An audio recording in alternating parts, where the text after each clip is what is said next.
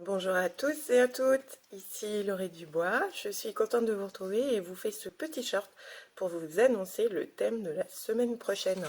Je pense que vous avez vu des petits indices dans le décor, donc vous devez vous douter que nous parlerons des fantômes.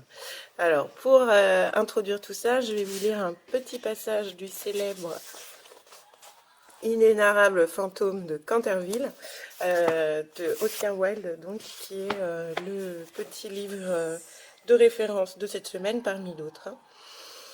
Alors, comment est-ce que Oscar nous décrit le fantôme dans son superbe texte, Le fantôme de Canterville?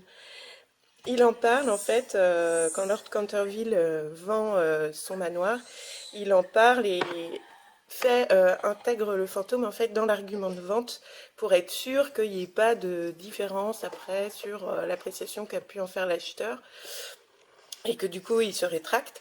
Donc en fait il explique que quand il est apparu, c'était à la duchesse douairière de Bolton, qui est sa tante ou son arrière-grand-tante, et il décrit ceci. Deux mains de squelette se sont posées sur ses épaules au moment où elle s'habillait pour le dîner, et je me considère comme tenue de vous le dire. Mr. Otis, que le fantôme a été vu par diverses personnes de ma famille encore, ainsi que par le recteur de la paroisse, le révérend Augustus Dampierre, qui est diplômé de Trinity College à Cambridge. Autre description, Lady Canterville a passé plus d'une nuit blanche à cause des bruits mystérieux qui venaient du couloir et de la bibliothèque.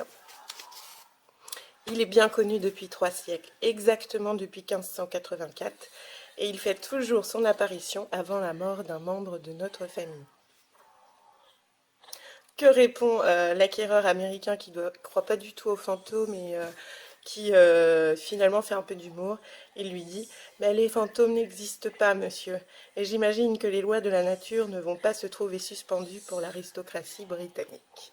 Alors, vous voyez un petit peu où on peut en venir. Il va y avoir beaucoup de commentaires à faire, et derrière l'art, la littérature ou le cinéma qu'on abordera sur ce thème, on a toujours aussi la notion de critique sociale, etc., etc. Donc j'ai hâte de vous retrouver pour ce thème. À bientôt!